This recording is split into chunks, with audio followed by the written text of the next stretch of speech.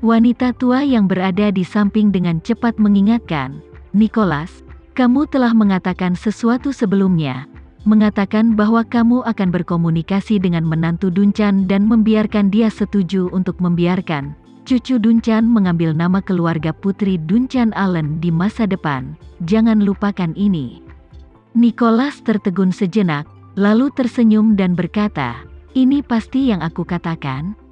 "Ya, aku pasti akan menghormati ini." Setelah berbicara, dia menoleh ke Marshall dan menginstruksikan, "Marshall, ini yang harus kamu lakukan, luangkan waktu untuk mengajak putri dan menantu Duncan bertemu dan mengobrol.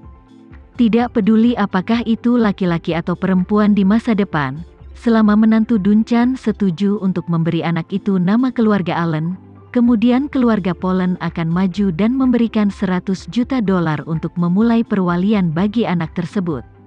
Duncan panik dan berseru, "Paman, ini tidak mungkin. Bagaimana saya bisa mengambil uang Anda, dan itu masih sangat banyak, tidak layak untuk diberikan kepada saya. Itu terlalu banyak uang, ini sama sekali tidak bagus." Nicholas kemudian berkata, "Duncan, kenapa kamu masih sangat cerewet? Jangan terlalu banyak berpikir, ini hanya sebagian saja, semakin banyak akan diterapkan di masa depan." Setelah berbicara, dia berkata kepada Marshall, "Marshall, tunggu sampai kamu bertemu dengan menantu Duncan dan cari tahu apa yang dia lakukan sekarang.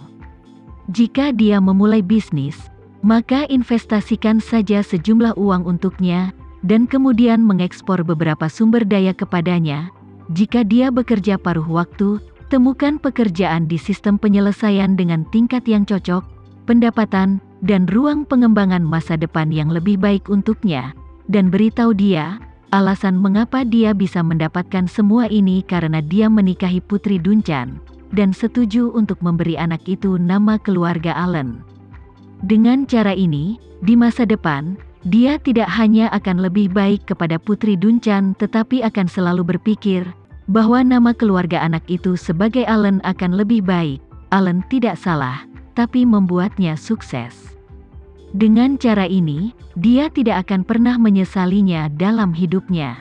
Marshall berkata tanpa ragu, "Ayah, jangan khawatir, aku akan melakukannya." Saat ini, Duncan merasa seperti anak kecil yang melakukan kesalahan. Dia benar-benar bingung dan tidak tahu harus berbuat apa. Nicholas menatapnya, menepuk bahunya dengan keras, dan berkata dengan serius, "Duncan, waktu itu kamu hampir saja akan mati. Kamu harus berpikiran terbuka dalam segala hal. Mulai sekarang, misi intimu adalah membuat rencana jangka panjang untuk keluarga dan keturunanmu. Untuk membalas kebaikan keluarga Polen, kamu pasti akan membiarkan keluarga Allen, dan keturunan keluarga Allen terus menyadari lompatan kelas sosial mulai saat ini. Itu bisa dicapai, dan kamu tidak perlu merasa berhutang budi pada keluarga Polen. Inilah yang harus dilakukan keluarga Polen." Melihat bahwa lelaki tua itu sangat bertekad, Duncan bahkan tidak tahu bagaimana merespons untuk sementara waktu.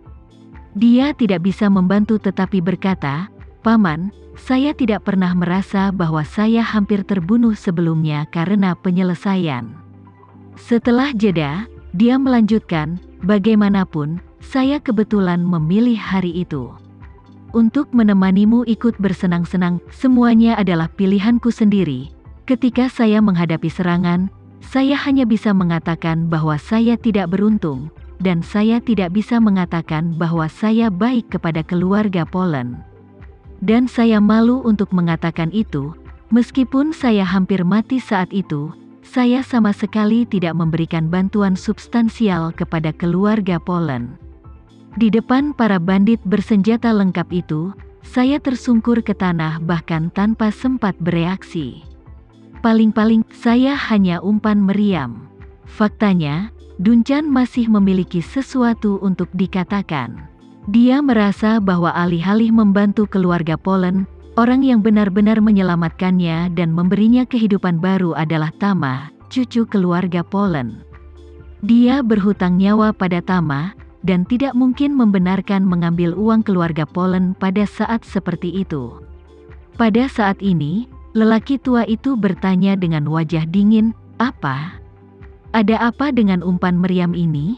Bahkan jika kamu adalah umpan meriam, bukankah kamu adalah umpan meriam yang memblokir peluru untuk keluargaku dan menerima kematian untuk keluargaku?" Aku mengatakan analogi yang tidak tepat. Seperti yang kamu katakan, ini hal buruk bahwa para martir yang gagal membunuh musuh, tapi mati di bawah senjata penjajah. Bukankah mereka mati untuk negara? Ini, aku. Duncan juga merasa sedikit terdiam. Memang benar kata-kata lelaki tua itu memang lebih logis darinya. Marshall di samping mengingatkan, "Duncan, jangan lupa bahwa ini bukan tentangmu. Ini tentang warisan garis keturunan keluarga Allen dan persilangan kelas. Selain itu, kamu juga tahu karakter orang tua itu, jadi jangan takut." Duncan tidak bisa tidak memikirkan apa yang dikatakan lelaki tua itu kepadanya di kotak VIP di lokasi pertunjukan. Membiarkan anak yang dilahirkan oleh putrinya mengikuti nama keluarganya Allen, meskipun ini agak feodal tua, itu tidak diragukan lagi menyentuh hatinya. Jika Anda ingin mewariskan keluarga Anda, syarat yang diperlukan adalah mewariskan nama keluarga juga. Jika ini terjadi, Anda tidak akan malu dengan leluhur Anda setelah kematian Anda. Setelah memikirkannya, dia membungkukkan tangannya kepada lelaki tua itu dan berkata dengan tulus, "Paman Polen, Duncan pasti akan mengingat kebaikan keluarga Anda." Nicholas berkata dengan sungguh-sungguh, "Di masa depan, jangan menyebutkan siapa yang baik kepada siapa. Kita harus saling membantu dan mendukung di masa depan." Duncan mengangguk berat, dan Marshall tiba-tiba teringat sesuatu dan berkata kepadanya, "Ngomong-ngomong, Duncan, kakak ipar datang ke New York beberapa hari yang lalu, tapi aku tidak tahu apakah dia masih di New York. Apakah kamu ingin aku menelepon dan bertanya padanya?" Duncan buru-buru berkata, Ya, kamu bisa membantuku bertanya di mana dia. Jika dia di New York, aku akan pergi menemuinya." "Oke." Marshall setuju dan bertanya kepada Duncan, "Jika kakak ipar ada di New York, jika dia bertanya apakah aku punya berita tentangmu, aku akan mengatakan yang sebenarnya, atau haruskah aku membohonginya dulu, dan menunggu sampai kamu memberinya kejutan?" Duncan memikirkannya dan berkata, "Jika dia bertanya kepadamu, kamu katakan saja bahwa kamu telah menemukan beberapa petunjuk, tapi kamu ingin memberitahunya secara langsung. Ajak dia bertemu. Mari kita bertemu, lalu aku akan memberinya kejutan." "Oke." Marshall mengangguk, segera mengeluarkan ponselnya, dan menelepon istri Duncan, Visaka. Telepon terhubung, dan suara bersemangat datang dari ujung telepon yang lain, "Marshall, apakah kamu punya berita tentang Duncan?" Marshall tertegun sejenak, dan kemudian dengan sengaja berkata, "Kakak ipar, aku punya beberapa petunjuk di sini. Apakah kamu masih di New York sekarang? Aku akan memberitahumu secara langsung." Visaka di ujung telepon bertanya dengan suara terkejut, "Benarkah? Petunjuk apa?" "Aku berada di Washington sekarang dan aku akan kembali ke New York. Teman sekelas kuliah ada di Washington. Aku di sini untuk meminta bantuannya. Pesawat akan lepas landas dalam setengah jam, dan itu akan tiba di New York dalam waktu sekitar 1 jam 40 menit. Marshall berkata, "Nah, kakak ipar, beritahu aku nomor penerbangannya, dan aku akan mengatur seseorang untuk menjemputmu di bandara." "Mari kita bertemu dan berbicara." Visaka bertanya dengan gugup, "Marshall, katakan yang sebenarnya, Duncan tidak akan mengalami kecelakaan, kan?" Marshall buru-buru berkata, Tidak, aku akan menjamin, ini berita bagus. Beritahu aku nomor penerbangannya, dan kakak ipar, Kai tidak perlu khawatir tentang sisanya." Suara gembira Visaka sedikit tersendat, "Bagus sekali."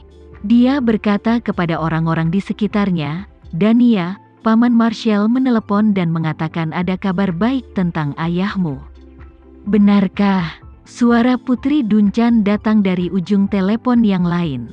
Dia meraih telepon dan bertanya dengan penuh semangat, "Paman, kau tidak sedang berbohong kepada kami kan? Apakah benar-benar ada kabar baik tentang ayahku?" Marshall berkata sambil tersenyum, "Dania, jaminan kepribadian pamanmu, apakah menurutmu itu cukup untuk meyakinkanmu?" "Cukup, cukup," Dania berkata dengan gembira. "Paman, kalau tidak, kamu tidak boleh mengkhianati kami dan datang langsung. Hubungi kami di telepon."